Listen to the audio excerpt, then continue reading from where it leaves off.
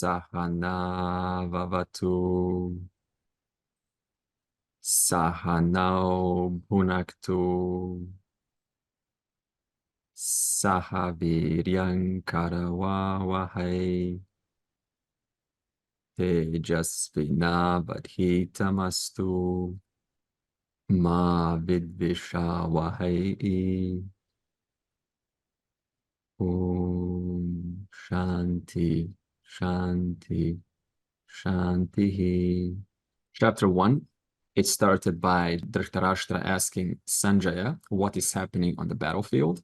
And Sanjaya basically said that Duryodhana was going to Drona and pointing out who are the warriors on both sides. And he also shared his strategy.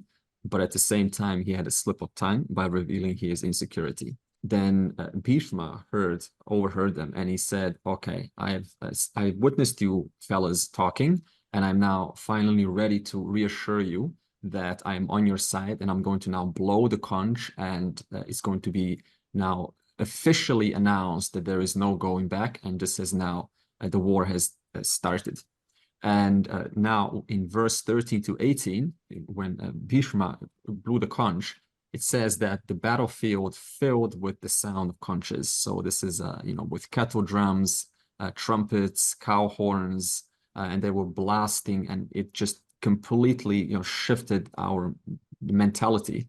So this is, again, I said, the power of music or something in the environment that has the power to totally shift you from one person to another person. It draws this warrior out of you. It draws those faculties out of you, and you are now onto it. You're you're ready to do what is to be done.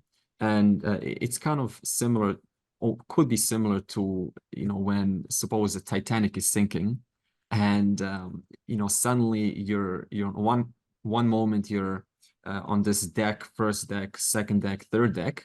And now you hear that people have to, abandon ship and get onto the lifeboats. And few fellas will, in that moment when they hear, okay, there's this chaos going on and people are all trying to get on, some of them are sort of having this entitled, I should go on, and, I don't care about anyone else. So this is the Duryodhana types. The other types will say, no, there needs to be some order here so that, maximum amount of people can go inside the lifeboats.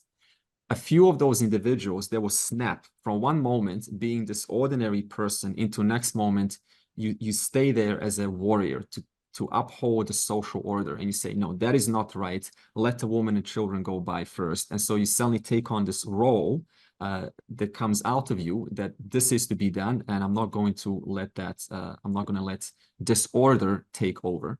So like this conch serves as this empowering tool to snap you into a mode of motivation, recognizing, okay, this is now confronting us, and we have to invest all of our faculties so that we can do what is being asked of us. And therefore, it was a collective act or symbolic act. We're all now ready. And then in it's like the judge putting the judge, he puts the hammer on the, I don't know what it's called, in the courtroom to get everyone's attention. In verse 19, which follows, thank you, Arsha, for that, then when this gavel was struck, when this horn was blasted into the air, then Dhritarashtra, his simultaneously his bubble popped, because he recognized all of my my actions, which were not keeping with what needs to be done for both sides, the Kauravas and the Pandavas. They were not entirely fair, and I was hoping that my son sort of gets a larger share, because I also wanted to live through my son. And so all of these false hopes that the father carries or the mother carries for their mom, for their parents, their children, when they see the reality, then they finally snap out of it and they say, my son is not this person who I thought, he was supposed to be according to what I wanted him to be. My daughter is not marrying the man that I wanted, her to marry. My children are not kind of following the footsteps of my business career. And so the father now has, is shaken because he's kind of been pressuring the kids to live out a certain life according to his vision of what it means to be a successful person. But the father hasn't recognized that every person ultimately that comes into the world has their own stuff to resolve, has their own trajectory to live out, has their own, passions to exercise. And thereby, if we start to impose our ideas onto somebody else, then how does Ishvara respond to that? It responds back by showing there's some kind of inner conflict. And the inner conflict, depending on whether you can exercise it or communicate it, that is still a different matter, because that's, for example, in Dhritarashtra's case, he was not able to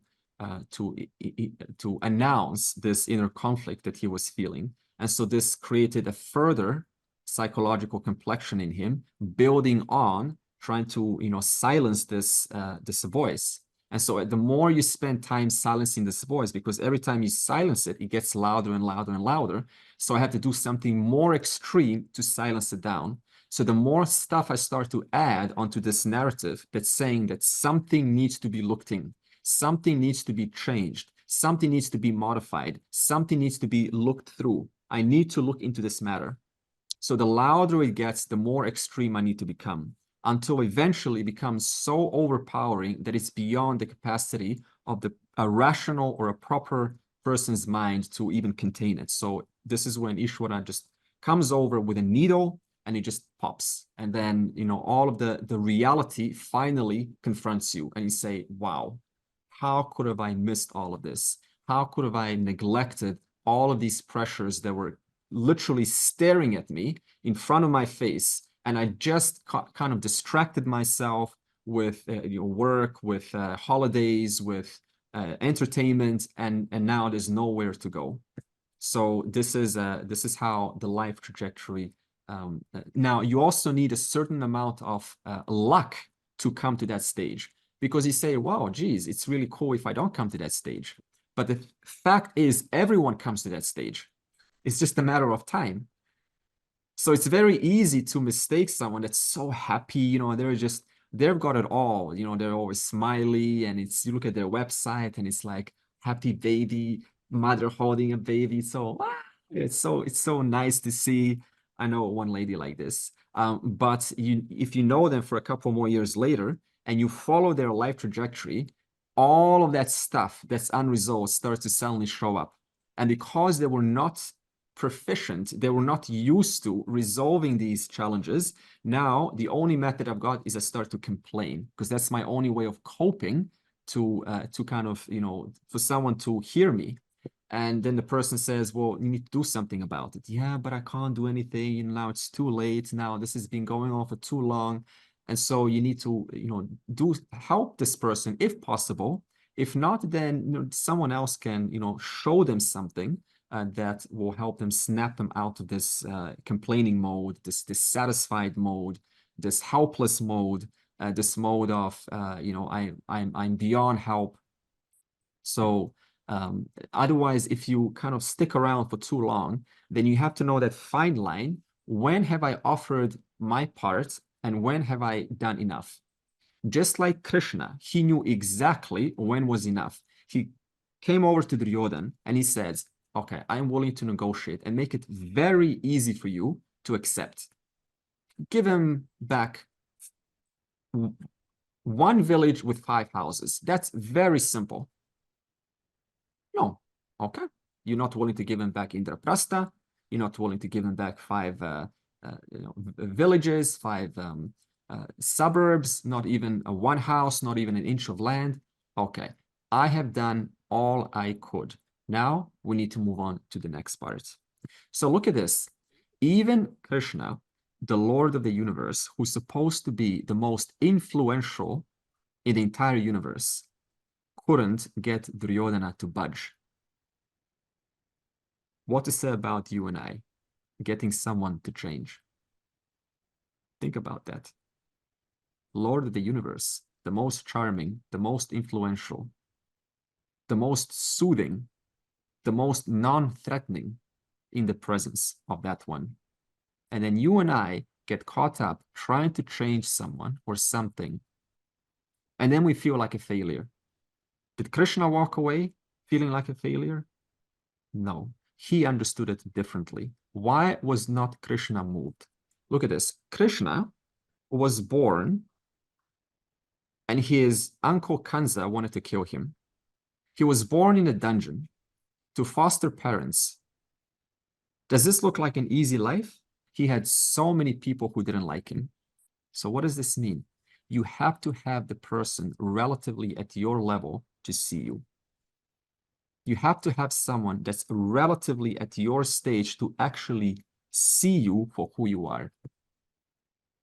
But if we're not careful, then we take it personally. We say, well, something's wrong with me. This person doesn't see me. You know, maybe I'm not the right person, and then we make it personal about ourselves. So you have to recognize when this feedback is relative to something that I could look inside myself, and when is it relative to something that this person is simply unable to see.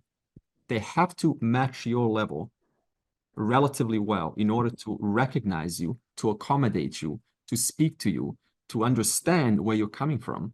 Otherwise, no matter how hard you try, as in the case of Krishna with Duryodhana, it's probably not going to be a very enjoyable exercise if you continue past that point when you've clearly done all you could, but then that inner voice says, no, there's more to do.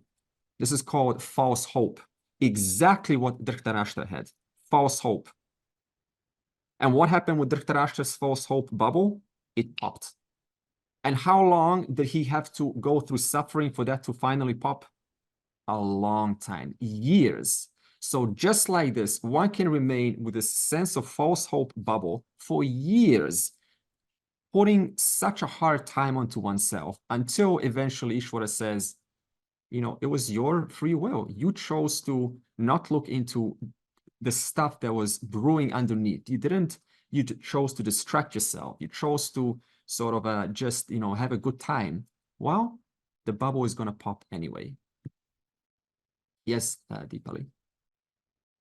Andre, I'm glad you brought it up because a few years back when I was in college, I had a very close friend and we were very spiritual people and academically smart.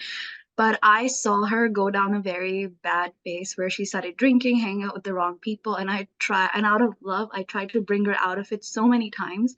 But I got hurt in the process because then they think, oh, you're not cool enough, or you're the wrong person, or you're not growing. Like, this is college, enjoy your life. And I'm like, that's not my values. That's not what my family's doing. They're paying so much for my education, you know? Yeah. And now, like, few years later, they're still going to that path, but now they've started regretting and they're apologizing. And I'm just like, do I believe this person and be open to that kind of friendship? Or how do I know they won't go that path again? Yeah, it's hard. And that's a great story, great example, Deepali. I'm really touched by the story, how your friend who was also more or less on the same trajectory as you, or it seemed that until new stuff popped up. There was in potential for them. It's not that it wasn't there. It was just waiting for the right moment to come out. And when a person reaches a certain stage in life, there are some triggers in the environment that just bring it all out. And if the person is not careful, then they can go into these two paths that I said last week. Path of preyaha, which is it's immediately gratifying. It is satisfactory to do it right now. I'm going to get my enjoyment right now. And then the path of shreyaha. It may be pleasant if I go down the path of drinking, but then I consider the consequences. What is the cost onto myself if I engage in this kind of behavior? Now, that alone, that question alone requires a certain kind of mind. You see, it's kind of common sense to even say this in this class, but it's not so common sense in her example. Therefore, now, even if you do introduce this question to this person and say, you have to consider the cost onto yourself, how, you know, just look at the statistics and you can present the data and you can reason her out. But I did. Yeah, didn't work.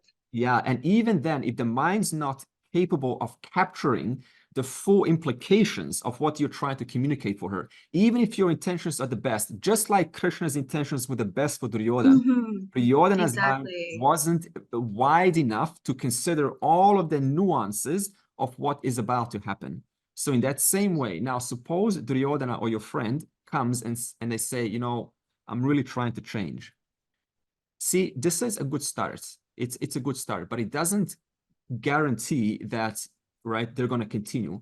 All you can do is, you know, offer yourself there as an example, rather than telling them what to do, because the more you tell someone what to do, the more they're going to resist it. They resent you too. Yes. They're going to resent you. And this is a fact in psychology. The psychological studies state that the more you tell someone what to do, the more there's this intrinsic resistance with a big no, I'm not going to. And then they will give different reasons. So you have to use your language in a very intelligent manner as to provide examples, provide stories, you know, from how you were hurt one time and you made a bad decision, and it's without kind of making it directly threatening onto the other person, because the person in that moment is very vulnerable.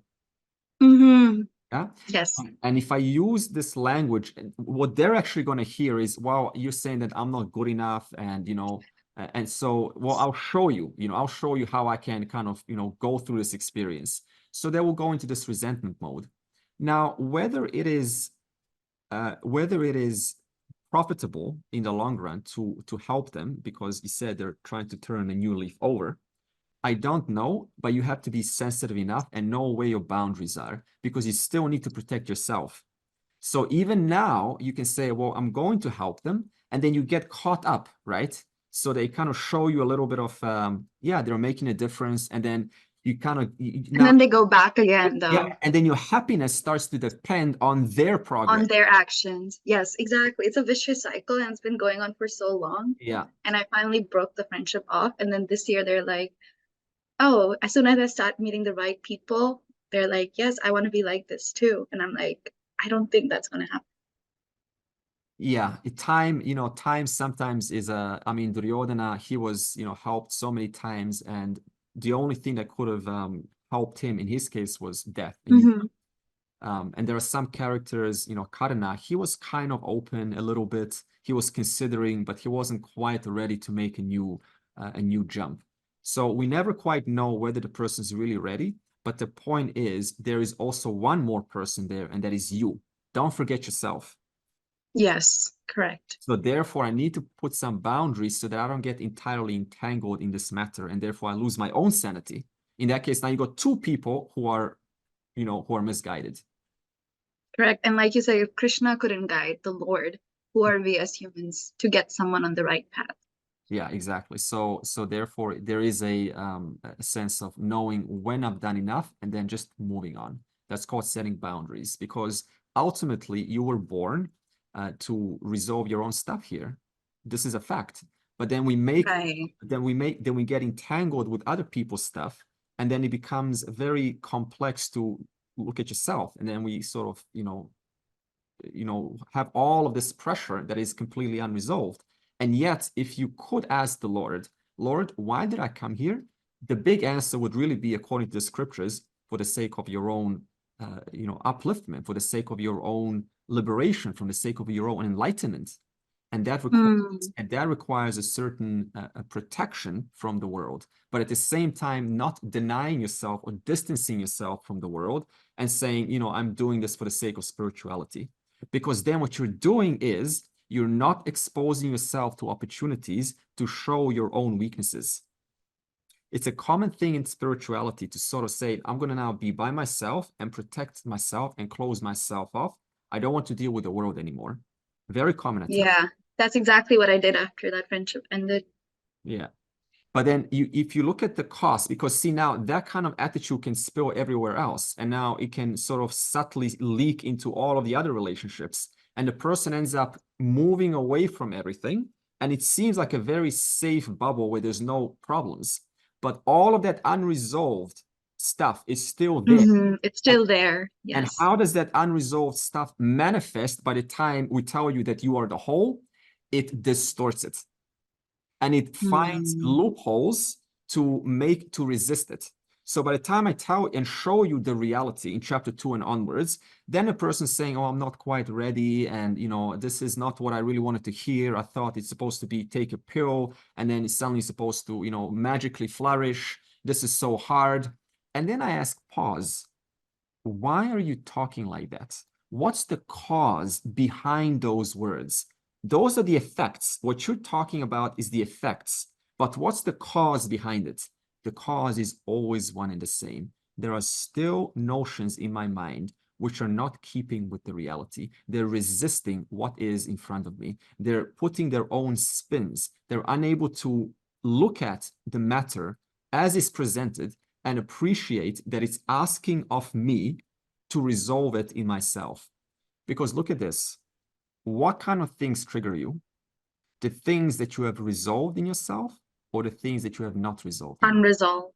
Unresolved. That you run away from. Exactly. But what we do, because it's much easier, that's called the path of least resistance, is to turn it and blame that person. They are... Yeah, you become the victim. You become the victim. So in other words, whatever is bothering me, whatever is bothering you, that is your perfect indicator. That is what Ishvara is saying. That needs to be resolved to understand the final vision. So our triggers are like the guiding point. Now, the second era where the person comes is they turn that understanding into the end of life. So now it becomes whole life about resolving, after resolving another issue, another issue, another issue, another. The whole thing becomes about a pursuit of the mind. This is not what Vedanta is saying. Vedanta says, to make it very clear, you need a relatively pure mind, a relatively clean mind, but you can never perfect your mind. You will never have a saintly mind. You will never sort every single problem and pressure and distortion in your life, ever. Not in any life. Not in 1,000 lifetimes put together. Suppose you lived 1,000 years right now. In 1,000 years, suppose you're at 999th year now, even then, you will actually ironically realize all of the work that you've done for over 900 years of your life has only shown you how much more work there is to do. It never stops, okay? So Vedanta wants to show you, you need a relatively pure mind, but at the same time, don't turn this into a pursuit of life, because then that's called more samsara. Now I'm back inside the wheel, spinning, and it feels like you're getting somewhere. It feels like I'm actually getting somewhere, and you're convinced, like, yeah, I'm growing, I'm getting somewhere. But it's actually just the same cycle you've been doing before for lifetime after lifetime after lifetime. So Vedanta shows you, then steps in chapter 2 onwards and says, wait, there is a much bigger reality here that you have been missing out. And until I start to shift my identity, understand that reality as myself, then no amount of work is ever going to truly help you, because you're working on a person who is not you. Think about that. You're working on a person who is not you. You think you are right now Pankaj, or Ricky, or Meena, or Akiri, or Vikas. You think you're that person. Vedanta wants to show you this person has a place, has a connection. This person needs to be nourished, relatively taken care of. But at the same time, this very person is the key to my freedom. So you are given this instrument to recognize your freedom. And who is this you, your freedom? Not the instrument. The instrument is given for that reason, but that which is to be recognized is beyond the instrument, much bigger than the instrument. So in that sense, if I want to summarize this, it would be like this. You're given this instrument for relative growth. Don't turn relative growth into absolute end of life. This is called personal development or self-help. Wonderful and absolutely necessary. In fact, Vedanta is 95% of clearing up stuff. The 5%, recognizing my nature as the whole, that is easy, when the mind is relatively pure. Whereas those 5% becomes the hardest thing ever if my mind is not pure. This is what we call 40 years of spiritual search. I went to Tirumavalai. I used to, respect and honor Ramana Maharishi for a long time. And that was the group, that's the mentality that I was in for a long time. And you know, this man is like everything to you. He is like the God. He's like the ultimate symbol of enlightenment. And you totally want to model him and be like him. And I went there, and, you know, people are coming from the West, and they're putting these ochre robes, walking with a staff, pretending to be sannyasis. And, you know, this is their stuff. I wasn't like this, but this is what some people do because they need to get into that mode to feel a little bit of, you know, freedom. I went last year with Rani, and it was different, I tell you. It was the exact same people. But what I noticed was everyone's wearing spiritual clothes. It's so strange. I'm like, what does spiritual clothes have anything to do with who you are? It was this funniest, and I realized, wait a minute, I was like this years ago. Everyone's wearing spiritual clothes. Everyone's wearing an aura of spirituality, you know, hugging. It's all nice. Everyone's just like floating up in the air. And then there's this lady who's inside this restaurant, and she's so relaxed listening to her headphones of meditation. It's you know, states of mind. It's all states of mind. Parking oneself in different states of mind. This is samsara. Vedanta gets you out of this cycle of parking yourself in subtle versions of Brahman. And I think I've got the knowledge. But what have I done? I park myself in a very, very, very subtle version of consciousness. And I think, yep, I've got it. And then I start to act like it because I need social proof onto myself. I need to act to prove to myself that I got it. And what is the person then? They heard you are Brahman 1,000 times. And yet the scriptures say Brahman is attributeless. There's nothing you can say about it. There's nothing you can't hear it. You can't feel it. You can't intuit it. You can't smell it. You can't touch it. You can't see it. And yet the person's going, oh, that is here is Brahman. Looking at things, oh, that is here is Brahman. And yet the scriptures say Brahman can't be seen, can't be felt, can't be heard. Look at the contradiction here. The methodology is not there. That's what I want to show you. And that's the consequence of going inside these circles of where it seems like it's one big spiritual community, but the pramana is missing, I tell you. Pramana is highly sophisticated, highly intricate, highly intelligent. And this pramana needs to be shown to the individual so that you can recognize your final reality without mistaking your identity for some kind of a la-la land, which is unfortunate. Look at this. Your life is at stake here. It's not a joke. Your life is at stake here. So now imagine a teacher convinces you that you have got it, right? You have got the final reality. And you think, yeah, I've got it. And yet it's still, and 5 years later, 10 years later, you discover, no, that was just a sampler. That was just a taste. That was not what I was looking for. There is much more. And how does this show? It shows with a sense of dissatisfaction. The person's still dissatisfied with themselves. And yet they're saying, all that is here is one. All that is here is one, and yet I'm excluding this person from that. I'm not satisfied with the one. But when I park myself in some reality, all that is here is one. But when I look at my own stuff, I want to ignore that. You see the contradiction? Vidyaranya, he talks about the 10th man story. Have you heard of that? Yeah, excellent story. Would you like to tell it? I don't mind, but it's... I mean, basically what, I mean, I hope I can say it, Please, articulate it fine. Feel free. It's what Vidyaranya wants to say is, he says that we all forget the 10th man. So I believe there were 10 people crossing the river, and then when they crossed the river, they thought that they lost one person. So each one counted the other, but not himself. Yeah. And so everybody is forgetting. I mean, this is just a symbolism to show that we think everything is outside, but we are not looking inwards. Exactly. This is something to that effect. I mean, I'm not doing a good job of articulating it. Actually, you did articulate, and it was a very good job articulating it. So this is feedback. Oh, so thank you. what Arsha wants to communicate is that, right, when it comes to assimilating the whole reality, it's so easy to look at all 9 things in this world. There's that, there's people, there's clouds, there's consciousness is one thing there, there's this is over there.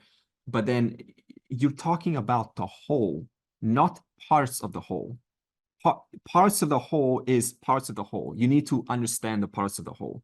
But we're talking about the whole, which has, right, which has certain realities to understand. So I have to understand a certain aspects of reality to understand the whole. But I cannot exclude anything out of the whole. Nothing, especially not the inquirer, which is the only instrument you have to understand the whole. As I say, the instrument is given to you to understand the reality.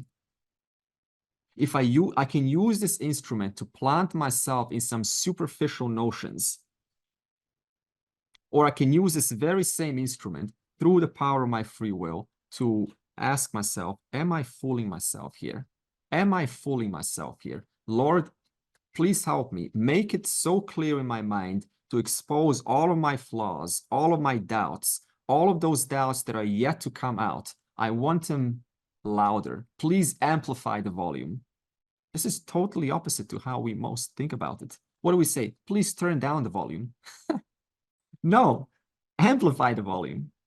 As we will see in the verse, this is exactly what Arjuna is asking Krishna. Krishna, you know, amplify my volume, please. Make me, you know, bring out all of the stuff that's preventing me from doing what is to be done, because I've got too much volume of things in my mind and I want it all reconciled. Help me to reconcile it.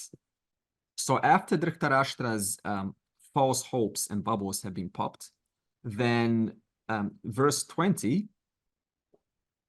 Arjuna bearing Hanuman on his flag, which is indicative of you need some figure to inspire you, to you know, some kind of a person that moves you when you think of them.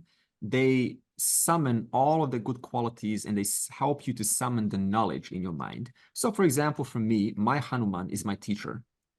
So when I think of her, even just to say her name, instantly all of this knowledge comes. Why? Because I have a very good relationship with her. So therefore that relationship helps you to summon all of that knowledge and all of the learnings that you have had with this person in that moment. So we need someone like that in our life to help us to look up to. You need someone to look up to.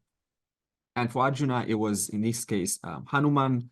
And then in verse 21 and 23, now Arjuna asks Krishna to position the chariot to the middle of the field so that Arjuna can make the most informed decision possible. And a common question that comes is, how do I make the most informed decision possible?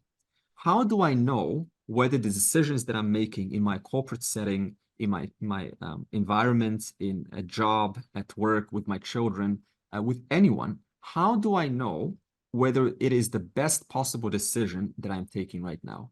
It's not entirely possible because there is no perfect choice, because there's always variables, right? If you do one thing, you always question, could have I done something else? And if you do that, you could have said the same thing, could have I done that too? So first thing, there is no perfect choice.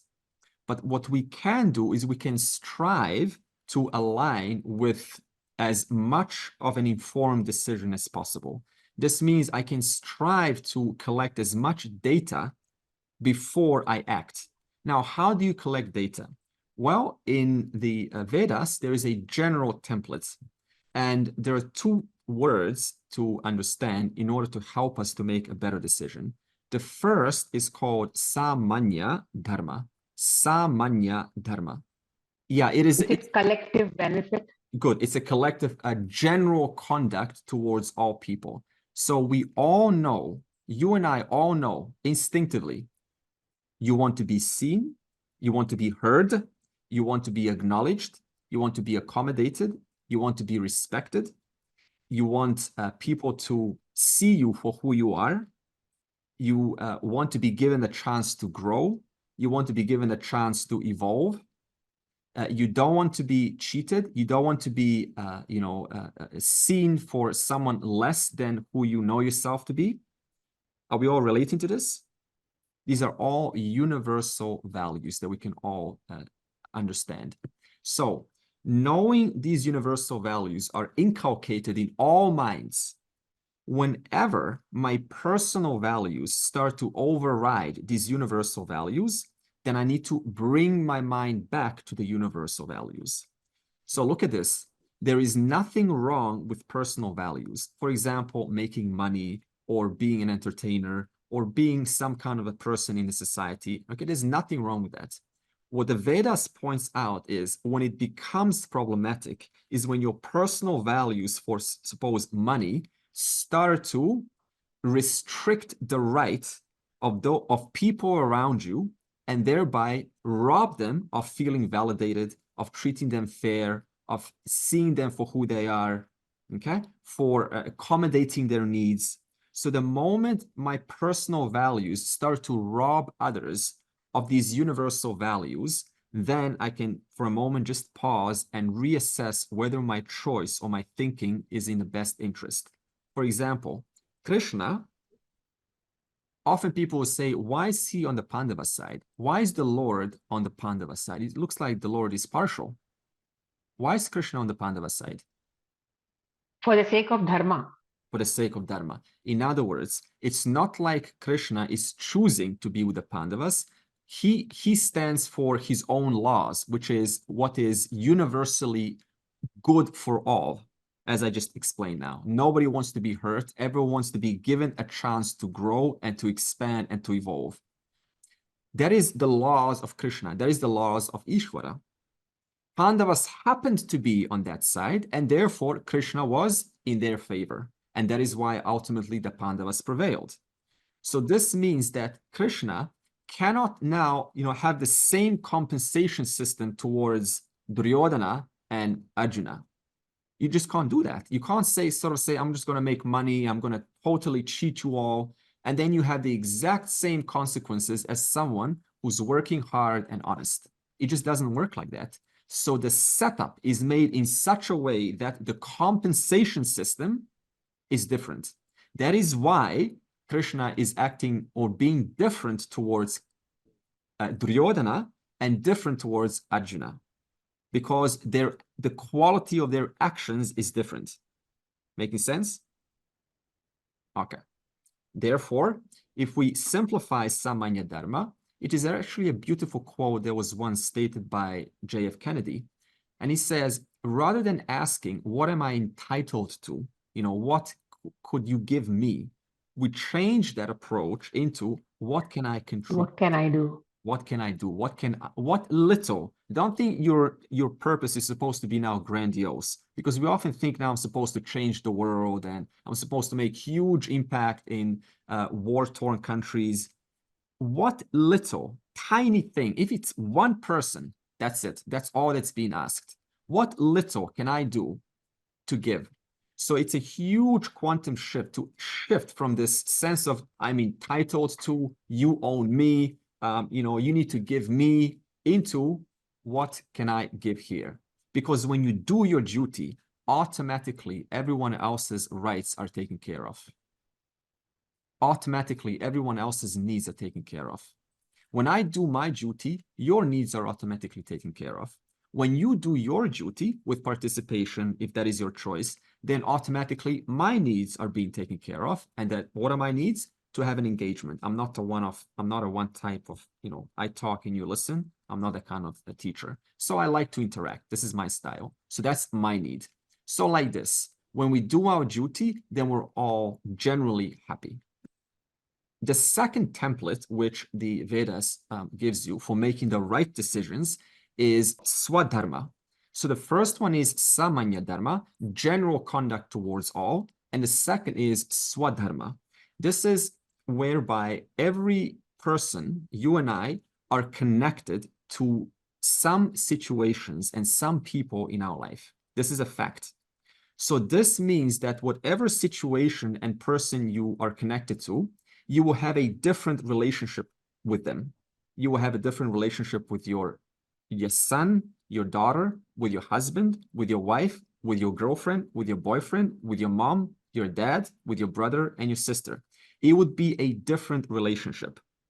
Now, what happens is it's very easy when you deal generally with the society that you don't know, then you're able to contain your composure. You're able to kind of hold this knowledge and, stay in this knowledge at the forefront. The knowledge is at the forefront. But it gets much challenging, doesn't it? The moment you shift that relationship to those close people to you.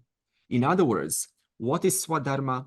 It is having a relationship with these special characters in my life while knowing when my emotions get evoked, it doesn't take me on for a ride, because these people will evoke high intensity emotions in you. This is a fact, because you're a human being. But when they do evoke these high intensity emotions, I don't let my composure completely come out of Samanya Dharma. In other words, I still bring in Samanya Dharma, and I have a general composure of listening, for trying to get to the bottom of the matter, accommodating, gentleness in my speak, a certain kind of a truth in my honesty, in my expression. In other words, I still continue Samanya Dharma, but on top of the Samanya Dharma, I have to also have a certain kind of a different relationship with one person compared to another person. For example, if a child is very naughty and they're just screaming and screaming and screaming, then it kind of sounds like, well, you can't scream, you cannot raise your voice because you're violating Samanya Dharma. But it's not like that, is it? Sometimes you need to raise your voice to do what is to be done. But you're doing it not because you hate the child, you're doing it because you know this, in respect to this person, is required for this engagement, for some kind of a growth to occur. So in this sense, our real feelings come out in our close interactions together. Our frustrations come out, our impatience comes out, our sense of bitterness comes out. And in those moments, I need to be very careful not to let these emotions take me on for a ride. Because the moment they do, then what does that do? It changes the way you communicate with this person. And now they feel that. And the conversation becomes very tight. There's a tightness there. And therefore, it becomes much harder for you to have a proper relationship. And again, going back to what I said earlier, the easiest way to justify a no-bow is to say that, well, it's, we just don't have a good relationship. They're always like this. My mom and dad is always like this. My son and daughter is always like this. One of you has to take the responsibility and hold the frame in the conversation.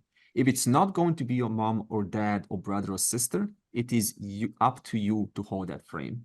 Otherwise, if nobody holds a frame of Samanya Dharma and Swadharma, then there's just no benefit. There's no resolution in this conversation. And that's going to come back to you. And that's Ishvara system. That's Ishvara saying, even though I offered you the free will to have some kind of a resolution between you and have some, connection, you chose not to take advantage of it. You chose to resort to your old communication style, even though you're offered so many communication styles nowadays on the internet, which you can always look up and change your approach. And you chose that communication style and you delivered it, and you got the exact same response as you've been getting for the last 10 years.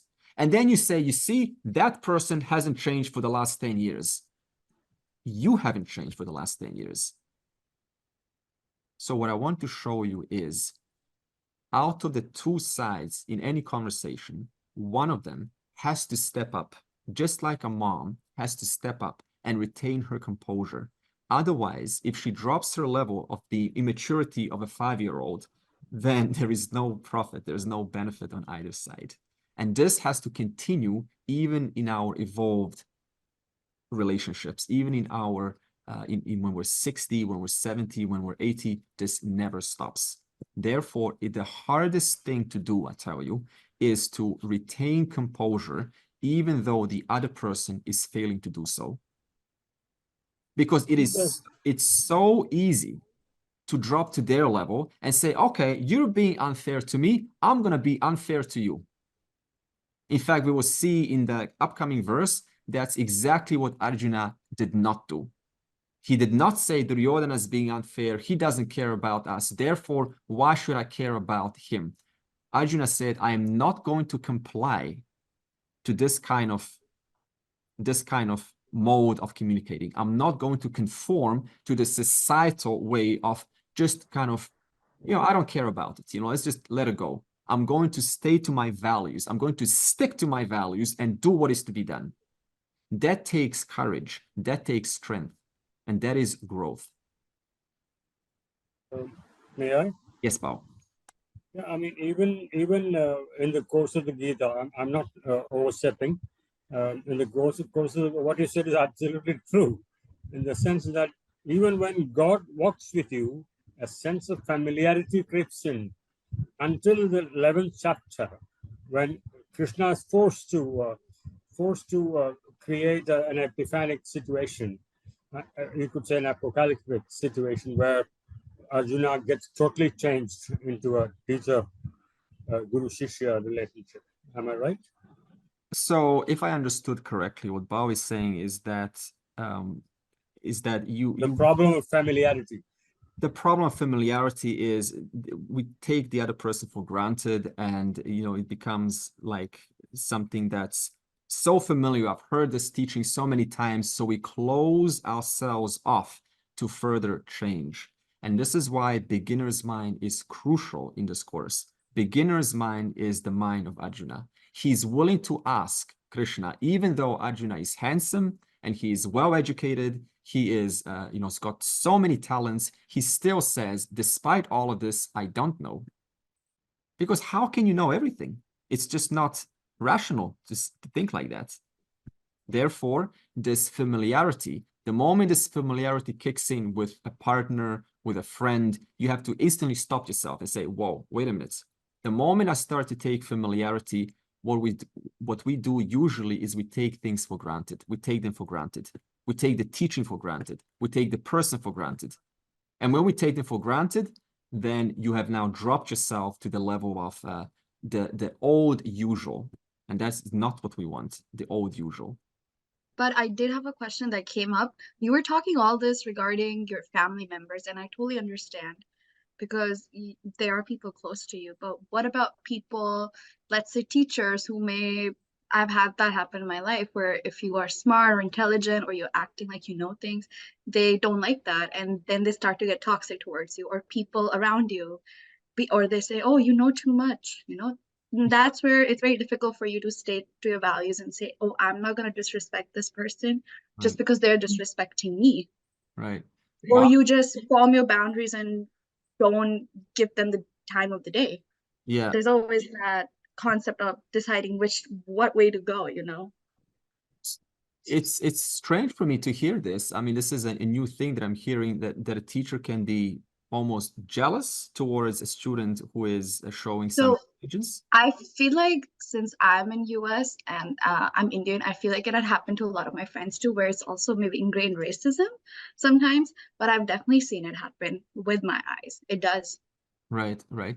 Even a teacher has work to do, and one cannot just sort of, put themselves on a pedestal and say, because I'm teaching, there's a silent assumption that I'm supposed to be smarter than 50 years of experience that you all have, or 1,000 years of experience that we all collectively have in this class. So even a teacher has a lot of work to do on themselves, which goes back to beginner's mind, to constantly open themselves to the input of other people's experiences, because there's so much knowledge and experience that I haven't lived out, for example, which you have. For example, I was never a father, so any father here knows much more in that regard than I do, right? So in this case, if we open ourselves up to each other's learnings, then ultimately we all profit like this. So if a teacher has this complex of not liking to, not kind of finding it uncomfortable if someone's smarter, then that is something for that teacher to work on, because they're no different than anyone else, really, end of the day. They're just a human being they are, you know, have a brain, they have experience, they have their own downfalls. Only Krishna alone is going to get it mostly right. Everyone else is going to have some flaws in their disposition. And if one doesn't accept that, and if one walks with this attitude of perfection, then that is something to be looked into, because that is the very thing that's going to hold you back. So if I park myself, or anyone parks themselves in a state of perfection and how we've got it, see, in Vedanta, we don't care, by the way, who's liberated or not.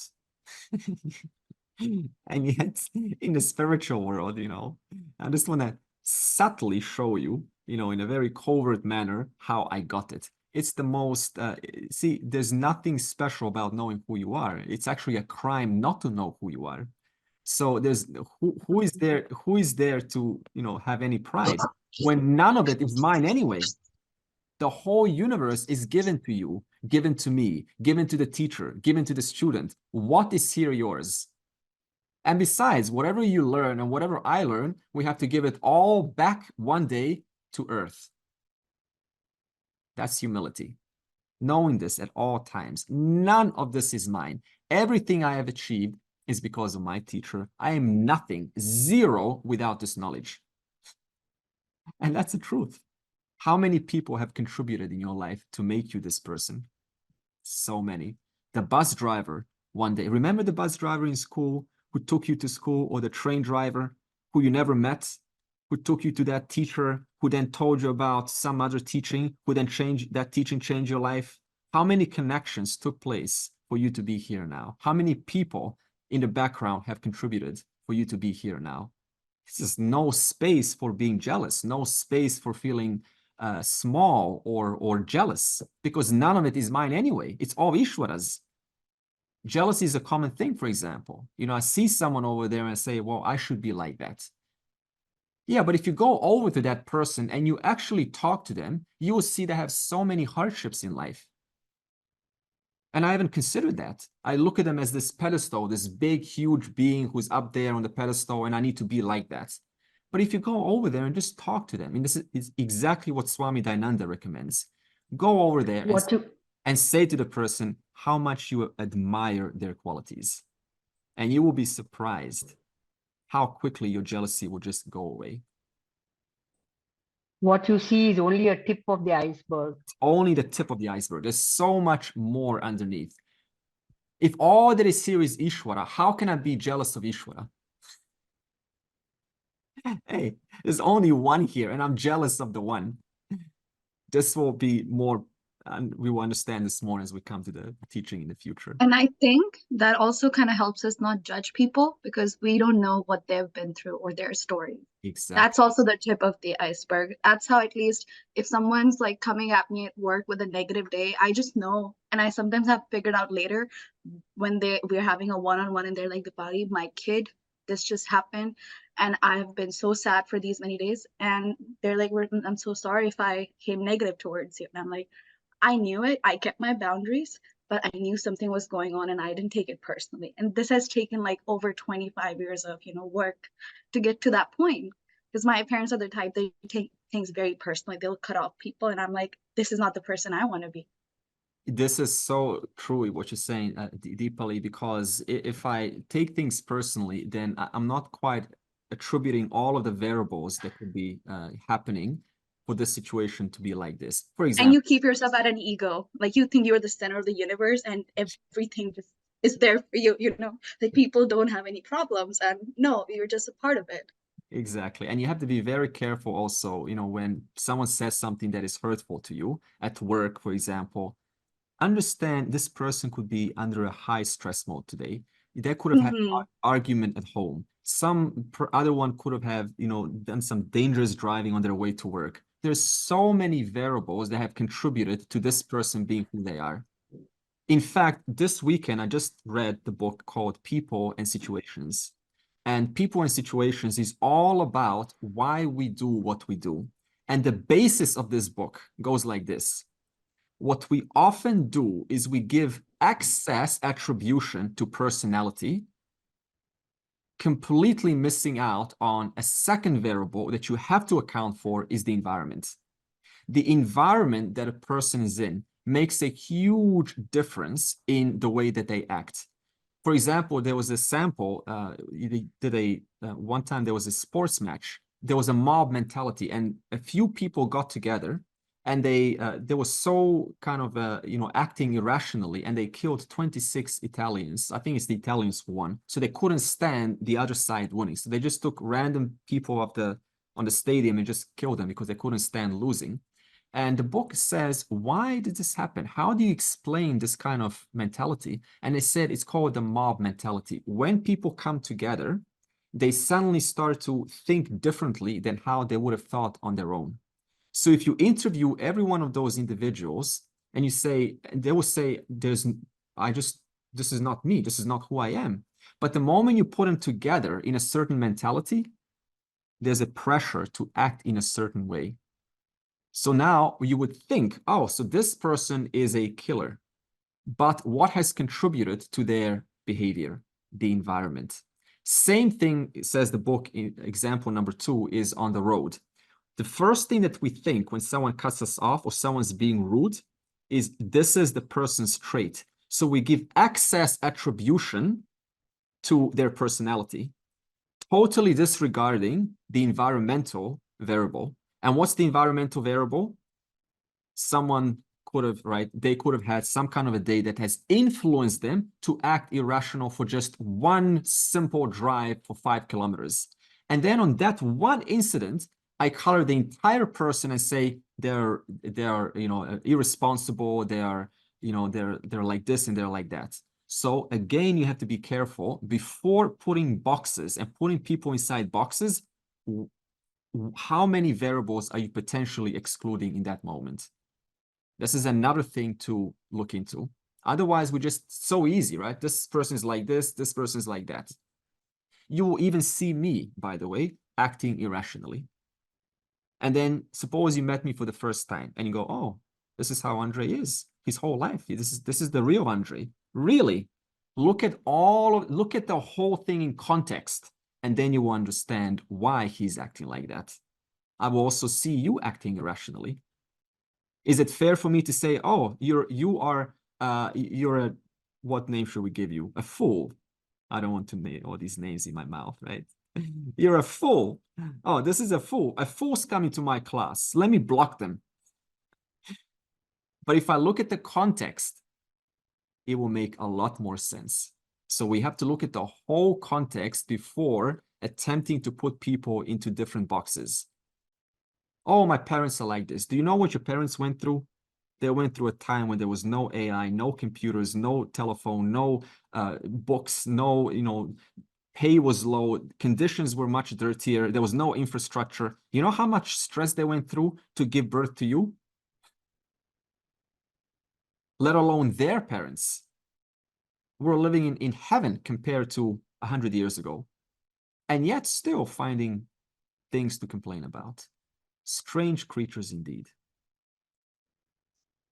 Okay, let's at least get one verse going. I think the life in an ashram makes a big difference in developing a sort of a cohesive, smooth behavior. Okay. Smoothing out the rough edges. Okay, let's smooth out the rough edges. I remember an incident in an ashram that I go to in Amritapuri. A fellow working as a senior position in IBM New York met my guru in US years ago. And after a long time, he decided to quit his job and come to the ashram. And a lot of people knew who he was. And then the guru assigned him the duties in the cow shed. So you go and work in the cow shed for 6 months. Cow shed for 6 months. Yeah. And then we'll see what we can do with you. That's it. Okay. How did that go? So he was working in the cow shed for 6 months? Yes, yes. Okay. How does this smooth out our... It gives an example of how people from different backgrounds, different environments can change through sadhana, a spiritual discipline. That an ashram provides. Okay. What do you say to that? Okay, I will add something else also. In my early career in business, I learned one important rule. see, when we want to have a business of our own, we kind of look at these high numbers, like 1 million. But then there was one quote that said something to me. Before you aim high, that means, in this case, before you aim higher than a cowshed, first ask yourself, do I know how to make $10 by myself? How can I think of making $1,000 a month by myself if I never even learned to make $10 by myself per month? I took that so close. I said, wow, here I am looking at these big numbers. I need to reduce myself to the cowshed first. Simple. Humility. Master the cowshed, and then I can come out of the cowshed, and then I can learn for $100 a month. When I learn to make $100 per month, then I can have enough confidence, enough experience to take me to $1,000 a month, 1,000 to 10,000, etc. So this is what I would like to add to that. So it's a brilliant example. Sometimes we just have to, because we have such high standards. Oh, I don't want to hear this life stuff. Give me consciousness. Talk about that, Andre. Go to chapter 2. No, because you don't make up the rules. This is not your universe. Ishwara's setup is such that everyone who comes here cannot figure it out, thank God, until this stuff is resolved. At least enough of it. I'm not saying all of it, because that's never going to happen, but enough of it. So there's no skipping cowsheds here. Arjuna wants to assess what is the right choice to be done, and I've explained how to make the right choice. There's a general template. Align your choices with Samanya Dharma and Swadharma. Now, the next verse is, because Arjuna is in the center between two sides, the fullness of what is about to happen penetrates his entire being. Verse 28 to 31. Arjuna uvacha drishtve mam swajanam Krishna yuyutsum samupastitam sidanti mama gatrani mukham cha parishushyati vepatushcha sharire me roma harshashcha jayate. Arjuna tells Krishna that I see people on both sides. I see my people on my side, and I see my people on the Kaurava side. And seeing my people alone, I am shaken. My throat is drying up. I am unable to speak. I am unable to breathe, right? My throat is starting to, squeeze. My hand is becoming to be sweaty and is dropping the bowl. All of the physiological conditions of fear and weakness are permeating my body. I'm unable to think. I am confused and I am disappointed. And this is too much for me to bear, seeing the full intensity of the situation. In other words, Arjuna cognitively recognizes now, being in the center of between the two sides, that yes, I'm a warrior. Yes, I should be able to understand this knowledge. Because I am a human being, I'm an adult, I should be able to capture the final knowledge, for example. But emotionally, Arjuna is challenged. And this emotional challenge is preventing Arjuna from understanding the fullness of the situation. In that same way, the emotional, unaddressed stuff prevents the individual from fully cognizing the final reality. A common view, how we know about a hero and a villain, is that the hero is cheerful and they are so, uplifted, and the villain is anxious, but it's opposite. Here, the villain is actually cheerful, Duryodhana, right? All these people are coming from me, everything's fine. And Arjuna is in touch, because he has conscience, is in touch with his feelings right now. So he's able to communicate that accurately. So the first thing that a warrior does, or a warrioress, is they're able to acknowledge what is going on in my life right now. Look at Arjuna's words here. I am shaken. My throat is drying up. I am unable to speak. Hands are shaking. I am broken down. From my hand, weapon is slipping. This is accurate descriptions of what you are feeling. How are you today? Good. Wow. That's it? Good? Yep, good. How are you tomorrow? Good. First step. being sensitive enough to capture what is going on in my body, in my mind right now, and able to articulate that outwards. First step before all things. Therefore, you have two kinds of people. You have the first here is Duryodhana. He's the kind of person where you deny. You say, well, you know, there's this initial composure of I'm collected, you know, nothing affects me. But the cost of this is there's no growth. So it seems like an easy band-aid on the front. Nothing affects me. I'm beyond this chapter 1. I don't need this life, you know, talk. Just give me the final knowledge. I'm all good, but there's no growth in that. Whereas Arjuna's composure is, suppose anxiety does start. Initially, that is certainly uncomfortable because you have anxiety starting. You're sensitive enough to articulate your anxiety. That is initially uncomfortable, but it leads to major transformation in the long run. So what Arjuna is doing here is he says, look, the hero's journey is like this. I am no longer willing to keep things under the carpet. Enough is enough. I've got all the talents in the world. I've got the money. I've got the success. I've got a wife. I've got 4 brothers. I've got a great family. Everything's perfect in my life. And yet, still, something is missing. I'm no longer willing to fool myself and pretend like things are okay when actually there's this inner thorn which is saying something needs to be looked into. This is Arjuna. He is firm and he is clear and he has no shame about it. Yeah, exactly. Just give me a tablet of Soma. So in other words, this is, you know, initially how we want it to be. Just give me a tablet of Soma, Krishna, and everything will be fixed. But real life doesn't work like that because, as I said, the system is made in such a way that you literally have to go through a journey of a hero's journey, acknowledge my emotions, and say enough is enough. The stakes. What exactly is a tablet of Soma? Is that a joke or something? Yeah, it's a kind of a joke where you take the tablet and then suddenly all of your you know, unresolved stuff just falls away magically. So, but why the word Soma? I mean, Soma can be, you know, in different contexts, like juice. The Soma juice. Okay. It's called Soma Rasam. Soma Rasa. Yeah, the nectar. Oh, okay. Used in as sacrifices in the Vedic rites. Yeah. Oh, okay. Sorry, I'm ignorant about certain things. Sorry about that. And even if you were to take a Soma, it's kind of a boring thing, right? Right? You know, you just take a Soma. Okay, now you're happy. Now what? You still have a whole life to live in front of you. Right?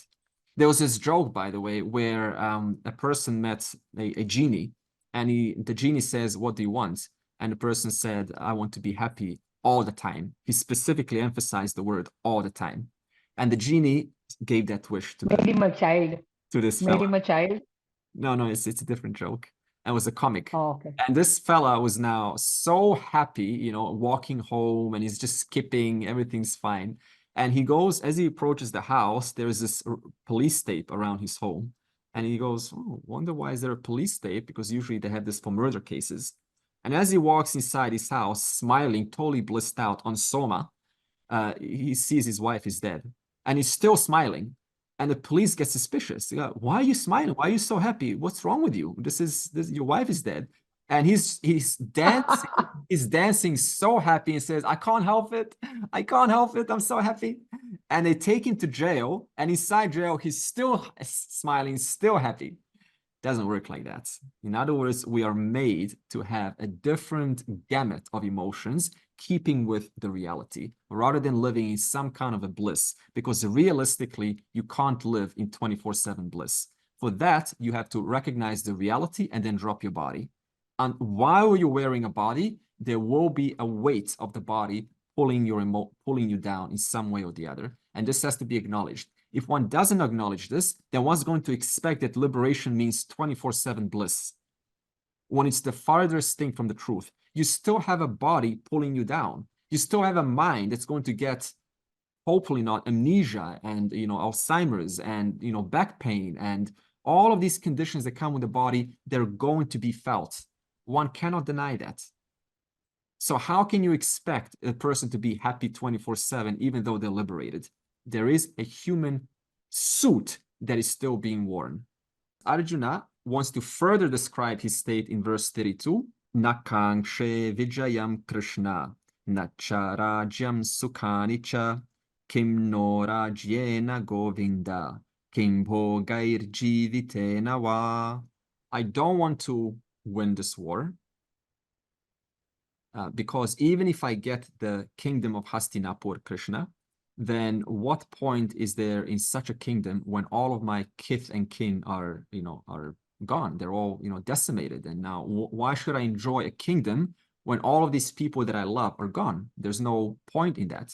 And then the next verse, he explains why he doesn't want the kingdom. Verse 33, Yesham arte kankshitam naha, rajam bhogah sukhanicha, ta ime vastita yudhe, pranam styaktva dhananicha. So he says, the people that I love are on the other side. And those people will not be in my life at all. Bhishma and Drona particularly. Bhishma is his, like a parent, a grandfather, and Drona is his dear teacher who has taught him all of the archery skills, all of the Vedanta. And he says there's no point having a kingdom when you won't be able to enjoy it. In other words, even if you're a sannyasi, there's this common notion, right? If I just abandon the world or I leave the world for the sake of self-knowledge and I become a sannyasi, then everything's going to be magically taken care of. Have you watched those survival shows where the person's in the forest? Do you know how hard it is to survive by yourself? Or on the mountain? You still have to go down and risk all of the rock slides, falling over. And just to catch one fish takes you about 3 hours. And then you have to cook that fish. And then when you've cooked that fish and drank some freezing cold water, you have to go back up. And by the time you're up, you're already tired. You're exhausted. You just want to sleep when you're supposed to be meditating. But then again, you're hungry, so you have to go back down. And even if you have someone coming over to you and you're on the Himalaya mountain, you're still dependent on other people. So there's no question of being totally independent by yourself. You're always depending on some person or the other, whether you're a sannyasi or whether you are in this world and participating. So in this way, Arjuna says he's acknowledging that I need these people who I love for a general satisfaction, a general growth in my life. And there's a story to illustrate how you need different people for your well-being. And there was a king who had some boon, and this boon allowed the king to turn anything he touches into gold. So I think this is called the Midas touch story. So the king was very, excited about this because king wants wealth. At least this king did. And so he experiments with this boon and he touches his stone statue of Krishna, and he turns into gold. And he's exhilarated. He's, oh my God, I'm going to now touch everything and turn it into gold. I'm now going to be the most powerful king in the nation. And he starts to touch he's hungry, and he touches his food and he turns into gold. Oh, I hadn't thought of that. And I'm going to go really, really hungry. But he says, it's okay. Maybe this is going to fix by itself. This is now, a little bit of a bubble of false hope. Now his daughter comes over and wants to hug daddy. And he hugs his daughter, and she too turns into gold. And now he's totally terrified. Oh no, I've turned everything into gold. So initially it seems like I wanted this thing, but upon when I see what I actually need, now this is completely not what I want. So this means that I need my daughter, I need the food, I need this, I need that. Now he really starts to appreciate everything he had. So like this, we need people in our life to help us grow, to help us see different perspectives, I know about, to help us see those areas that you've been missing out on and yet are crucial for your development. How are you going to do this by yourself? We've had people who have been reading spiritual books for 40 years, every book that's out there, and still you listen to this person, it is just a mess, the kind of stuff that's coming out of the mouth, a mess. Oh, we're stuck in this matrix and we're all controlled by aliens, or if it's not aliens, we're a hologram and we're all just holograms here. And consciousness, we need to grab from some different place, and we need to put that consciousness in our bodies. It's just a mess. I've heard all of it, and people like to send the stuff to me because they think, oh, you're teaching consciousness, so let me show you according to my research what I've come up with. I've just had a guy like this. He works in a university, and he sent me a research paper, 5 pages long. Now, thank God with AI, you can just put any paper inside and say, give me the 10 most important points to get the gist of this instead of reading the whole thing. Now, the gist of it, what was it? He's mixing up, he brought in Matrix, if you know Neo, that we are literally all now in the Matrix. And this is all just a hologram right now. It's all a projection. And we're all, you know, we have no free will, zero. It's all just impulsive behavior. And I can't even make up how ridiculous this was. And yet we're talking about a professor, a well-respected professor. If you don't have the scriptures in your life, you're toast. Toast, completely toast. If you don't have a teacher in your life, you're totally toast. Yes, Bao? Yeah, I mean, can we take the whole relationship of the conversation between Arjuna and Krishna as that between a Siddha and a non-Siddha? So what is your take on siddhis? A person with siddhis and a person without siddhis. And you just mentioned the story of King Midas. He acquired the siddhi and he repented of having acquired that siddhi. What is your take on that? So even if you do have siddhi, my question is, what will you do with the siddhi, right? It can become a curse or a blessing, really. I mean, if you can turn things into gold, then maybe you can make some money out of it. But ultimately, then you're tempted to touch more things, and then it becomes like a new thing in your life now. It starts to overcrowd your mind with all of this imagination, how I can show myself to other people, I can get them to respect me. An obsession? Yeah, it can turn into an obsession, and it can become another form of a distraction in one's life and take them away, take them on a ride. So if you had a siddhi, I don't know, what would your siddhi be? And would you even accept a siddhi? Would you understand the connotations of what kind of a life you would have to live and the temptations? Otherwise, siddhis don't show anything about what you know, right? Because you can be very much, you know, a siddhi, a yogi, but you're still ignorant about the nature of I. You still think that the I is this powerful person who can turn things into gold. Whereas in reality, I is much, much bigger than this person with siddhis. Just a comment on that verse. Dayananda made a good point in his commentary that Arjuna's having a sukh about all the people that he's going to kill, but he makes the point that all those people have put themselves in that position where they are to be killed or could be killed, and then they haven't given any concern themselves that, oh, I might kill my best student or my best nephew or whatever. So, yeah. There's two takes on this, I think. The first is they're there and they don't want to be there because they have to be like army inscriptions. You have to go for your country. You have to show up for, you know, to do what is to be done. The second is you're there, but depending on the kind of the mind that you have, David, will depend on, you know, your attitude about the whole situation. And that will also determine the final outcome after the war is over onto yourself. So I can be forced to come and fight for a country, but the person that shows up, how they look at the whole situation will still determine the final outcome onto themselves. So look at this. Two people can win, right? You're on one side that wins. And then you ask your friend, how do you feel about the whole situation? And now they feel guilty, they feel shameful, they feel, you know, all sorts of complications. And then you ask them, why do you feel like that? Well, and then you look into their attitude and they say, well, you know, I've done some things that were not fair. I've done things against my will. But then you ask yourself, how do you feel? And you feel different from them. And you say, why? Because you had a different attitude about the whole situation. So end of the day, it comes back onto how you are looking at this situation rather than where you're actually positioned. Otherwise, we can always attribute, right, the situation made me think like this. but it's actually you who add another layer of interpretation what the situation means for you. So you can be right now in a very confrontational situation. And then once the confrontation is over, I ask you, as a result of this confrontation, how are you?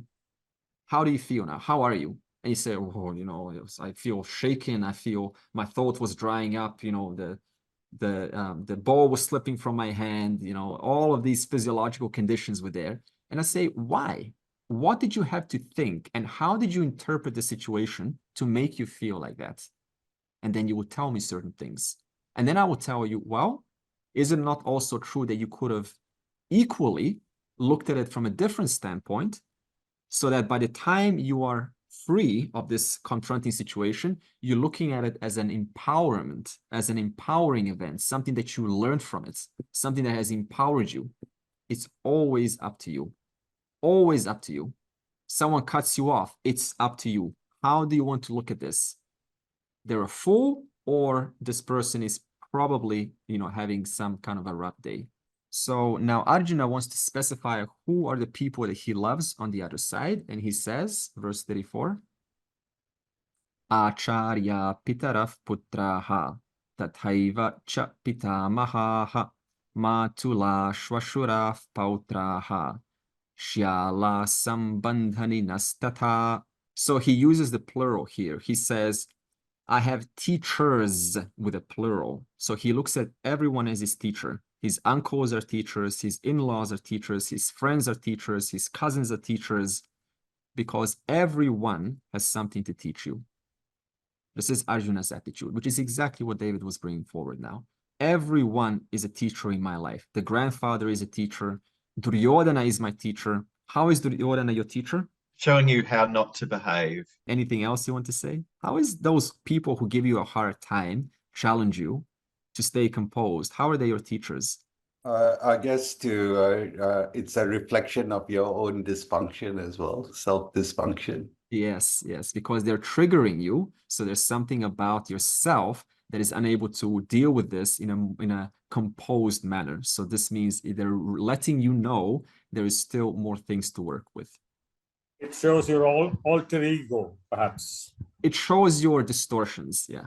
And now the next verse, which we will do next week, Arjuna explains that walking away is not an option either. And he explains why. So he's now thinking about walking away from this situation, because it seems very tempting to walk away from life, to walk away from these confrontations, to walk away from Duryodhana, who's giving you a hard time. And he gives you a reason why that is not an option either. Purnamadav, Purnamidam, Purnat, Purnamudachyate, Purnasya, Purnamadaya, Purnam eva avashishyate. Om Shanti, Shanti, Shanti.